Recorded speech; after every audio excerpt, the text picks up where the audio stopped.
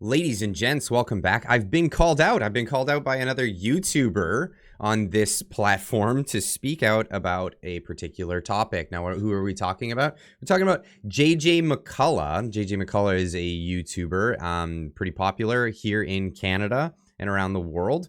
And he talks about Canadian issues, and one in particular is Bill C-11. Now, JJ McCullough is well known as a conservative and more of a establishment type of conservative. He spoke out against his he didn't support the Freedom Convoy, and he doesn't like the idea of populism. But we can disagree on certain things and agree on other things. That is definitely a thing we can do here. JJ McCullough takes to Twitter and says, a lot of Canadians have been asking me about what they can do to help oppose C-11. Bill C-11, of course, is the Communications Act bill. I honestly think the best thing you can do is ask other Canadian YouTubers to speak out against it. No one beyond corporate media special interests supports this bill after hearing about it. And, well, yeah, I'd have to agree with him there. I have spoken out about it to a degree, but let's hear what he had to say. He put this video together.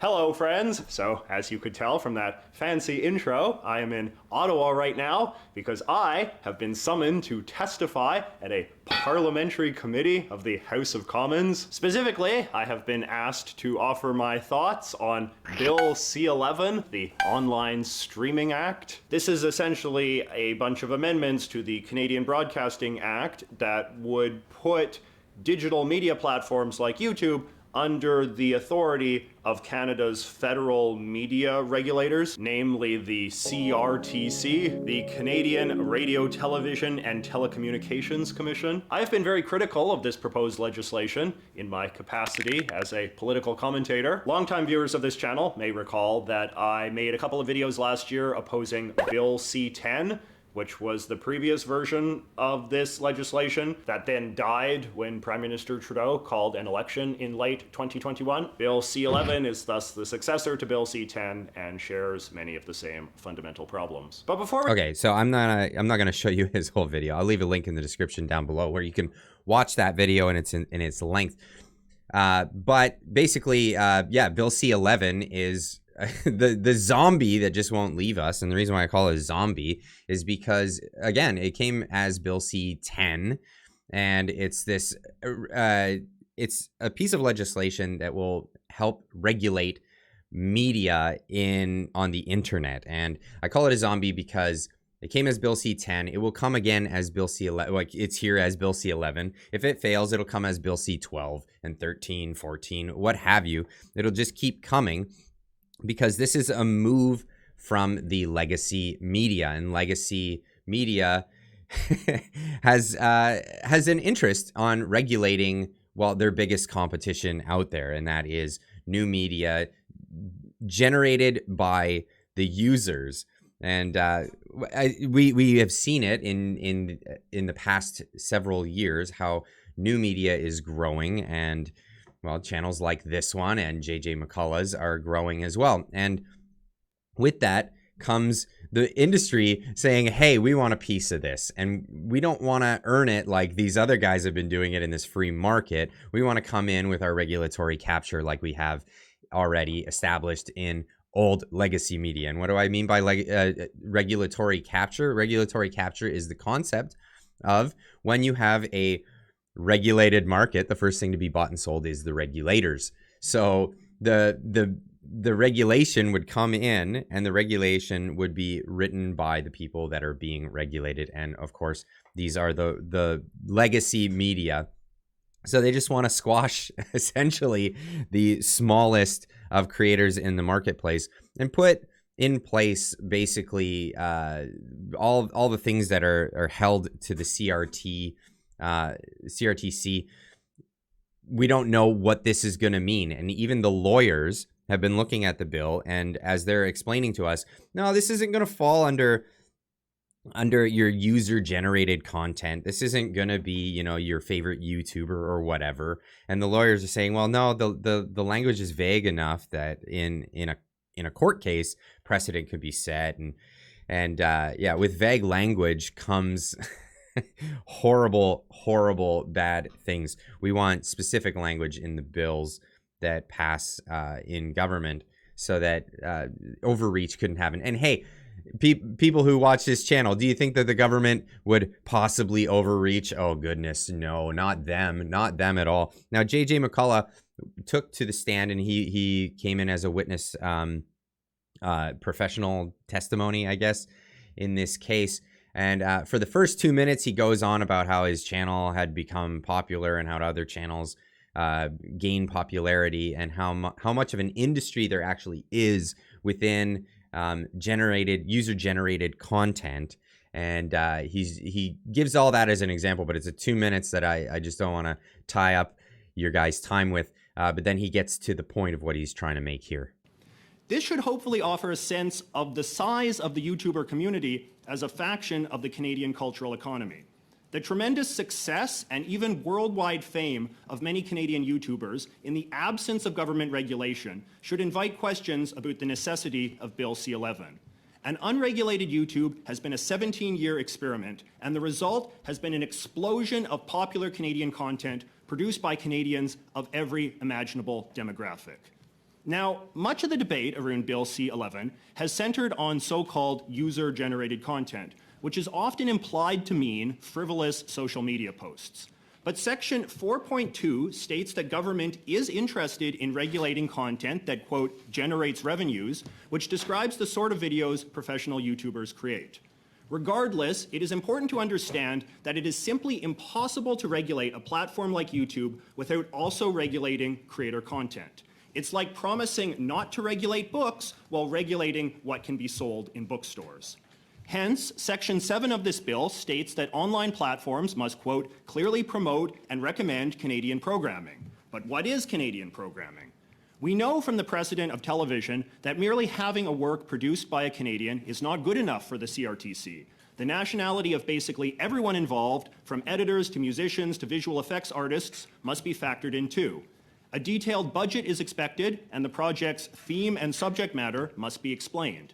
The CRTC website features countless forms TV producers must fill out in order to get their work certified as officially Canadian and thus worthy of promotion on Canada's heavily regulated airwaves.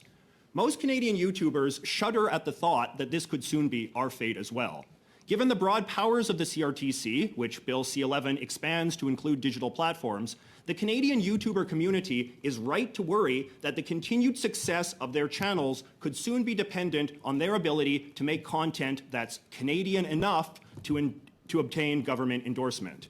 Even more ominously, Section 9 of this bill says the CRTC can dictate, quote, the proportion of programs to be broadcast that shall be devoted to specific genres on digital platforms. Given that YouTubers make videos of every genre imaginable, from fitness to architecture to political commentary, it is frankly terrifying to imagine that government may soon have a hand in determining which genres of video are more worthy of promotion than others. In summary, anyone proud of the tremendous success of Canadians on YouTube should be deeply concerned about the damage Bill C-11 could do to their livelihoods. I also worry that the dreams of the next generation of Canadian YouTubers will become less achievable once they're forced to navigate intimidating new regulatory hurdles my generation did not. But most of all, I fear the damage that will be done to Canada's legacy as a global leader of cultural entrepreneurship once our online creators are forced to make narrowly nationalistic content under duress in order to win the favor of a government in denial of what we've accomplished on our own. Thank you. So, yeah, there's a lot to cover that he just went over right there. So he included a lot of stuff in there in the last few minutes of his speech to the parliamentary committee there. Now, that's essentially what we're getting into, is that the regulators are going to come in and they're going to dictate what Canadian content is. And the issue here is a two-tiered issue. It's an issue for the consumer of the programming, and it's a issue of the people making these broadcasts, podcasts, YouTube videos, what have you, and what you guys end up consuming in general. What will be given to you, handed to you on a platter, will change drastically, and the government wants to jump in and be in charge of what's on the homepage of YouTube. if you disagree with that, I suggest that maybe you call up your representative and say, hey, I don't agree with what's going on here. I want to ensure that my representation is being brought forward into the parliament here when it comes to a vote, to vote no on this bill because I don't like where it's going. Now, he got into a lot of the issues there, and we could go all day about this, but for the interest of keeping this short, not going too long on this video, again, his tweet that went out, a lot of Canadians have been asking me if they can, what they can do to help oppose C-11. Yes, here I am talking about it, but yes, we need to raise awareness. We need to let more people know that this is a horrible thing. Brad Danks, of course, jumps into this, filling the corporate side's opinion here. Corporate media, special interest, what nonsense. I know that YouTubers don't understand what the industry needs, why the industry needs this for business, but stop imputing selfish motives. The bill won't impact YouTubers. Again, saying the bit that is just absolute BS, that it won't impact YouTubers. Lawyers that have gone over the bill definitely say this will impact YouTubers. Of course, this is what the corporate media special interests want, and this guy saying that it won't, we don't understand why the industry needs this. I say, yes, we do understand why. The industry needs this to squash new media and stay relevant. It's called regulatory capture. We know what's going on. It's not a new play. This isn't a new play. This is the same old gig, same old story from the same old group. If you enjoy Canadian television the way it is right now, support the bill and we'll turn the internet into Canadian crappy TV that nobody watches for the most part. This is just the way things are. That's the way they want to turn the rest of the internet. This bill is the start of the new, like, Chinese firewall, internet firewall that they have over there. This is going to be the start of the new Canadian version of that. So please, again, let it be known. Say it out on social media. You don't support Bill C-11. There's petitions that are going around all over the place. I know Rebel News has them. All kinds of different petitions going out.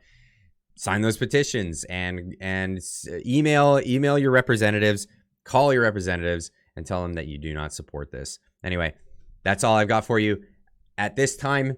JJ McCullough, I've fulfilled your call out. Anyway, leave a comment in the comment section down below. If you're not subscribed to the channel, subscribe, and we'll see you in the next video. Keep on trucking.